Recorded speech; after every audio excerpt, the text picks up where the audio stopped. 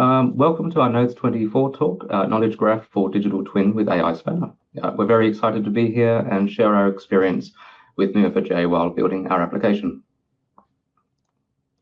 My name is Kim Robinson, and I am the technical lead for AiSpanner. I have a bachelor's degree in computer science and pure mathematics from the University of Western Australia, and since then, 16 years professional experience in software development and DevOps roles. Hello, my name is Qianhao Liu. I currently work as a full stack engineer at AiSpanner. I have 6 years of professional experience, including 4 years at AiSpanner. So in my current role, I'm responsible for developing both the front end and back end of our web app, ensuring seamless integration between user interface and server-side logic. I also collaborate closely with my colleagues to implement complex workflows, integrate third-party services, and ensure scalability, security, and performance across the platform. So what we are covering today will be what is AiSpanner, what is shutdown and maintenance project, what is digital twin, why and how we are using Neo4j, and we will go through some live video demo. And then finally, we have a Q&A section. So what is the AiSpanner and what can it do? AiSpanner is a cloud-based platform we have designed to manage the lifecycle of maintenance and shutdown projects in mining, oil, and gas industries. It provides the digital twin visualization, combining 3D models with project data. We are using Neo4j for the backend store of all of this.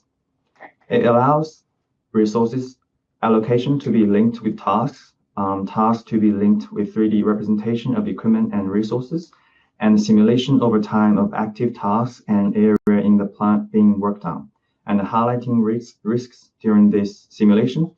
Also, one of the features we are proud of is management of document asset, and being able to store this in a knowledge base, vector store for querying with chatbot, and more things we can't cover in today. So just some definitions then. So what is a shutdown and maintenance project? It's the planned stop of operations in industrial facilities to perform essential maintenance, repairs and upgrades. A large plant may often have multiple rolling shutdowns and maintenance projects in a year, and the projects are important to ensure the long-term functionality and safety of equipment. So just summarizing these top-level things, planning and scheduling happens long before a project starts and requires input from engineers, planners and schedulers to produce a detailed schedule of activities, resource allocations, and to keep downtime to a minimum. Shutdown and maintenance involves the temporary suspension of operations to allow safe access to equipment for inspections, cleaning, repairs, replacements or upgrades. And execution and post-shutdown involves the maintenance technicians meeting between tasks or daily to discuss their lessons learned. And this helps to inform project managers in the future when putting together a project at a later date. What is a digital twin? It is a virtual representation of a physical object, system, or process designed to mirror its real-world counterpart in real time. It has applications not just in the mining, oil, and gas industries, but in manufacturing, urban planning, and healthcare, for example, real-time patient monitoring. In our case, AiSpanner presents a digital twin system combining shutdown and maintenance tasks with the 3D equipment and objects representing where that work is taking place. So this could be a pump which needs to be removed for internal inspection or repair, valves needing replacement, or work being done at a height involving lifting equipment.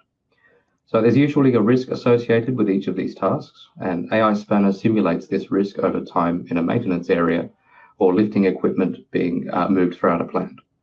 This allows planners to visualize physical conflicts or risk overlaps between close-by equipment. Why are we using Neo4j? So we started using Neo4j from the beginning of AiSpanner's development because it seemed like a natural way to represent the data that we need to. Creating a digital twin using nodes and relationships between 3D models, project tasks, equipment, and resources means we can easily query this for display to the end user and then add more dimensions later on to our data, such as risks, document assets, task progress, etc., which is very easy to do with relationships. To do this in your traditional relational management database system, you need to go down the path of adding more tables, foreign keys, joins to your queries, etc. It can get quite complicated very quickly. Project management, and in particular Gantt tasks can have complex relationships with each other and with their associated resources. For instance, tasks have dependencies on each other, such as parents or predecessors.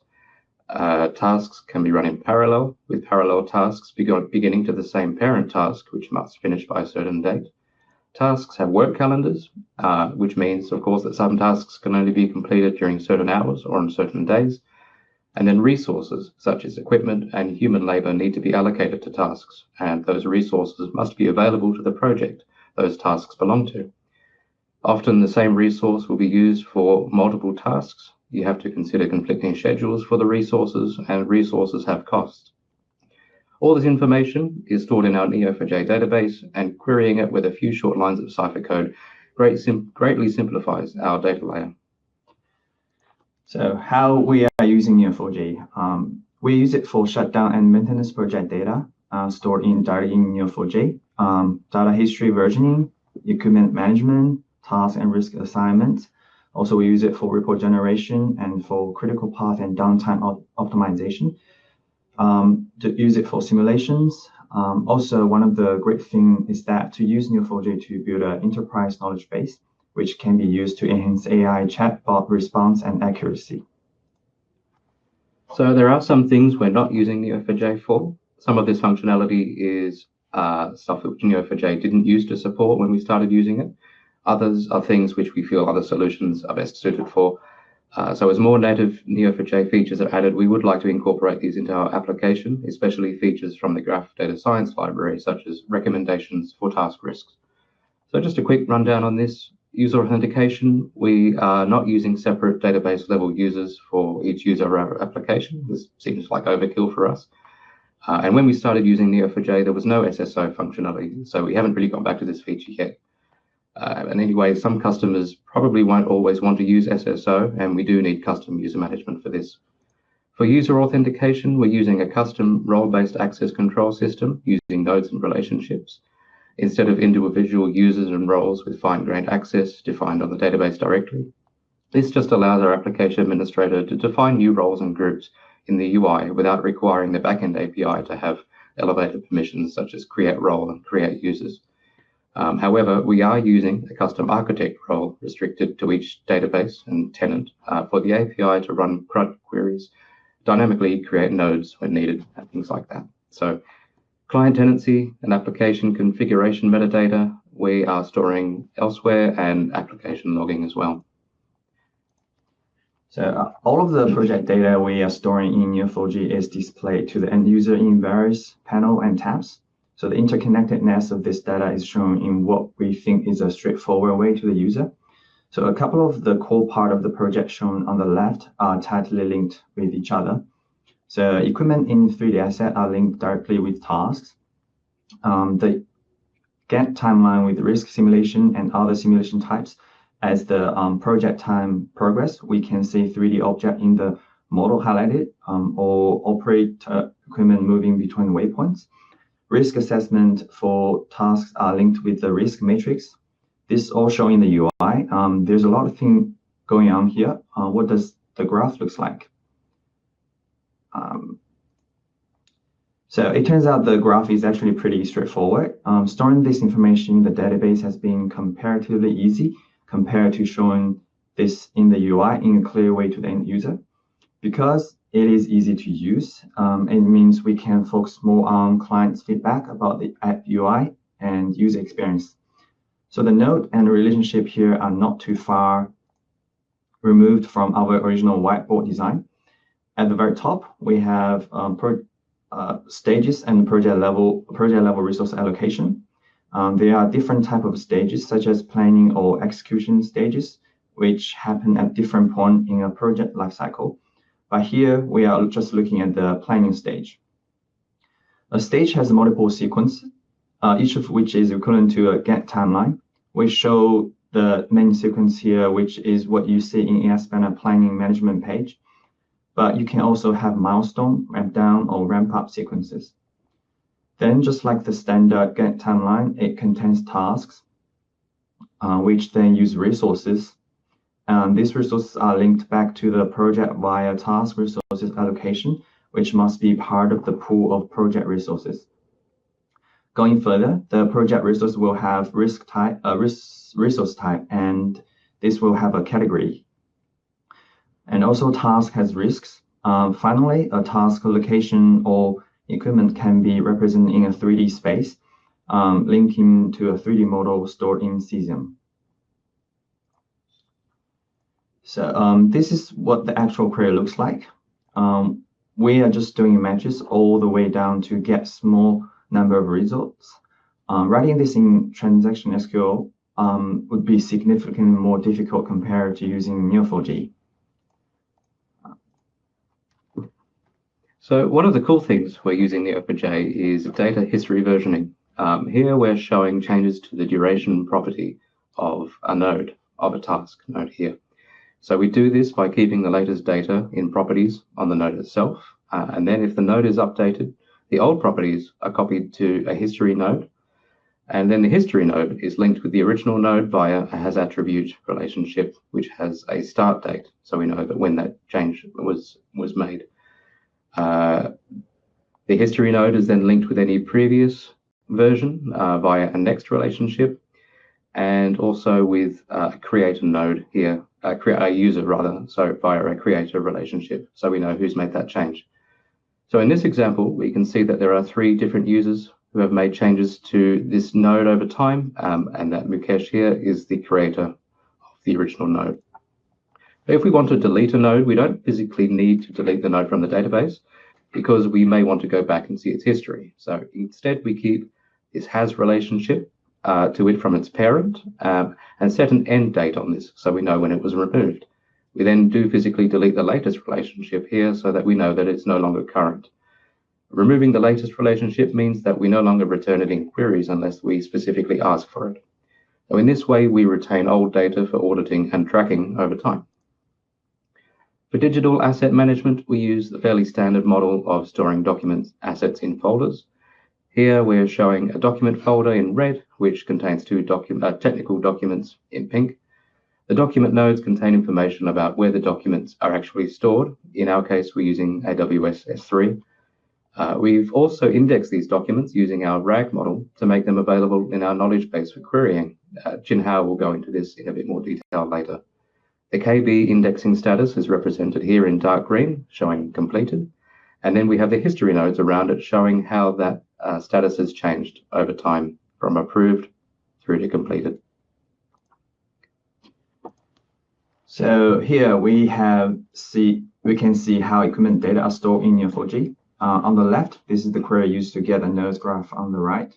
So in this node graph, the center orange node is the equipment node, and 3 pink nodes are the equipment folders nodes, and the bottom 2 are old parent folder without the latest equipment relationships, which is this one. And then the gray nodes are the equipment history nodes, and the brown nodes are asset nodes attached to the equipment nodes, such as images or files. So this node graph shows how task node is lined with risk and 3D model object reference node. Starting the bottom left is our task node, and the top left is the risk node. And then the top right is the Cesium object reference, where it stores the 3D object ID. And then finally, the bottom right is the Cesium asset node here. So just another definition, what a critical path is. So a critical path in a project is the longest sequence of dependent tasks, which when you sum their durations determines the overall project duration. So with this, you also need to take into account any constraints on a task, such as not being able to start before a certain date or needing to finish before a certain date. A task on the critical path, by definition, has no flexibility, and any delay to one task in the path affects the overall project duration. The critical path then is a very important metric that project planners and schedulers aim to minimize. Knowing the critical path allows planners to ensure the resources the task needs are properly allocated and ensures that it gets the proper visibility during execution. You'll see on the right here that it's not a screenshot from the Neo4j browser. We are using a third-party tool called Cytograph, which allows us to show additional information, custom styles and labels to the end user without the need to have that user log in with a Bloom account. This means that we can customize what the user sees in a read-only mode, which works well for us, even if we do lose some of the nicer functionality of the Neo4j browser. So for enterprise knowledge base, we have a knowledge base builder that processes PDF files, create text chunk nodes, and generates embedding saved within those chunk nodes. Then entity nodes and relationships are generated by language model based on the chunk text node. As you can see here in the nodes graph, and this is how processed data are stored in Neo4j. In the center red node is the file document source node.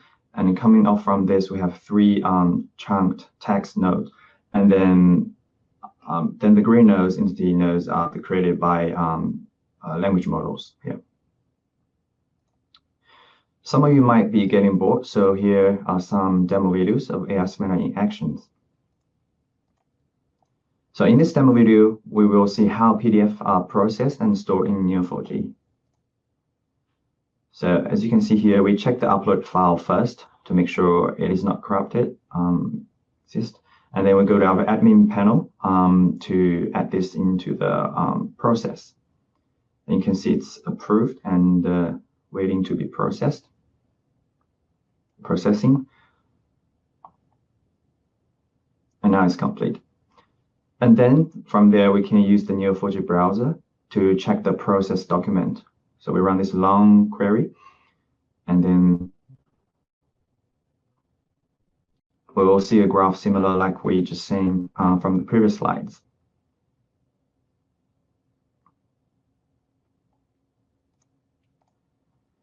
Then once it's finished, then we can use the chatbot to ask questions about the process document.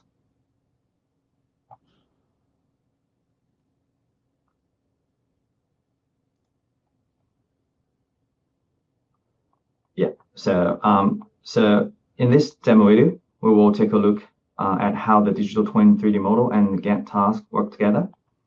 Let's start the video. And here you can see the existing crane, just yep. And then we see look at the existing waypoint path. Let's go back and then create a new crane object. Name it crane 1, set the type, and then we set its geolocation point here.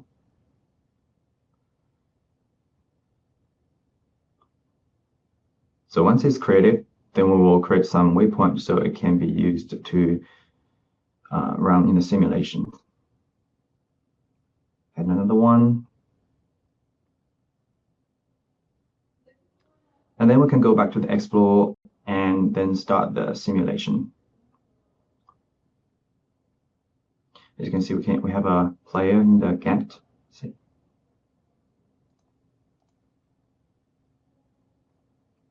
Yep. So I can see it's moving around in the simulation. All right. Next one. So now we know what it looks like on the front end, and let's take a look at how the data are stored and linked in Neo4j. So the bottom left is the cesium object node we just created, and then the light blue node is the cesium object reference node. Coming off from this, we have 3 darker blue nodes, which they are the task node. And then we have the light pink is the waypoint group nodes here. And then we have the 3 waypoints node we just created here and coming off from the grouping node. And all those waypoint nodes also linked with tasks node as well. Yep. Okay, so following on from the previous slide, we can see the cranes again. What we're going to do is introduce a space object, some obstacles. So here we can see obstacle 1 and a crane. So what we're going to do is to create another obstacle, the hazardous area, and we're going to geolocate it just on the road over here. We'll scroll down to the dimensions, make it a little bit bigger so that it's a little scarier looking. And then once we save that, the viewer will zoom in and we'll be able to see it more clearly. So if we now go to the lift simulation, we can see that the hazardous area is right in the middle of the waypoint path, which isn't good. So what we can do now is we can edit the waypoint for this crane, locate the one we're interested in, 2.2, and geolocate this just off to the side. So that will save automatically, and then we could rerun the simulation to see the crane moving around this obstacle. So a quick look at the graph behind this. Starting at the bottom right, we have a geometry node, which represents the space object, in this case, obstacle 1. This contains the object's location in space, any scaling, and its name. Bottom left, we have a reference node, which links the geometry with a waypoint group. Top left node, representing the collection of all geometries attached to a particular project, over here in the top right. So one of the cool features of AiSpanner app is its ability to run SIMOPS, simultaneous operations.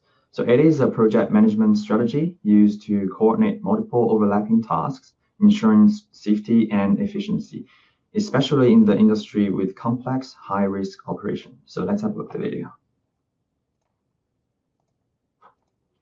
So here is our schedule and SIMOPS panel. We set the simulation types to SIMOPS, and then we set the play speed, and we zoom to Gantt. Now we can start. So as time progresses, we can see the model entity assigned to a task being highlighted here. And a volume is also drawing around the active entity, indicating the area required for safe operations. So if another operation happens at the same time near the same place, the volume could overlap and turn orange, as you can see here. And we can see another example. I'll just escape a bit. Yeah. Okay.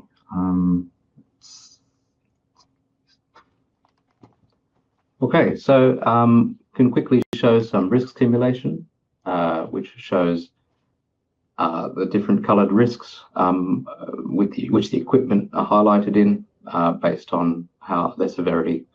So what we'll do is we'll turn on the risk matrix over here. So things which are highlighted red have a high risk, things which are colored green have a low risk, sorry. So what we've done here is we've turned on all the risks for the project at once. So we can see that over here on the right-hand side, this object has a particular high risk, probably because it involves working at a height. And over here is a lower risk because this might be something which people do all the time, and there's nothing that will be surprising for this. Let's head to the next slide. Here we go. All right, now we will look at the project tasks with relationships to 3D model objects. Let's start here. So here's our 3D sense panel again. Let's hide the models we don't want to see. Zoom in a bit. And then we adjust the level of detail so we can see more object from this distance. Now we turn on the hard hat. So each hard hat has different color indicating the task level or risks. And if you click on the hard hat, it will select the object and display all metadata and associated tasks. Then by clicking on the associated tasks in the table, we can select the task in the Gantt and see more information about it here, and also associated risk assessment. Yeah. So here we can show our end-to-end process, showing how changes in the front end reflected in the back end once we've saved things. I've loaded up a small sample project which shows a few tasks and some predecessor links between them. And if we look at this just in Neo4j, it's a pretty simple query. It just shows the few tasks. And so what we can do is go back to our project and create a new top-level task, and then follow the creation of that entity in our database. So our API will capture this. Here we are. So the create task method is responsible for creating a new task. The API handles this by creating a Neo4j Cypher query via our query builder library. And then the result is represented by a simple dictionary object with any related nodes attached as nested properties. In this case, there are none. So the query builder and run calls here allow us to provide an abstraction layer between our queries, and lets us standardize between developers on how queries are built. It also adds some automatic stuff about who's created or modified a task. So heading back to our Neo4j browser, we can rerun this query and see the effect of creating the new node. Here it is, just here. Nodes analysis. AiSpanner has a nodes analysis section, which shows plan as a graph representation of a project and its components. So I've opened up the critical path page, and we're looking at the critical tasks and their dependencies. So although a planner can see this critical path in the Gantt, it's also good to see a graphical representation of it as well. So over here, we've got a task with a high risk in red, and over here, a task with a green risk in green. Sorry, a low risk in green. So what we can do is we can see a summary of the risk here in the bubble here. But what we can also do is expand that node to see exactly what that risk is. So it's radiation, which is terrible. So on the left here, we can turn the nodes on or off, which we're interested in pretty easily. And then we can click on a task again and see its properties on the left-hand side over there. I don't know how much time we have left. It's 3 minutes. So I'm going to skip this quickly, and if there's time, we can come back to it. Okay, that's the end of our presentation, and we can open things up to some Q&A. If anybody has any questions, please let us know, and we'll do our best to answer them. And you can also contact us on the email address there at the bottom. Please feel free to reach out. Thank you.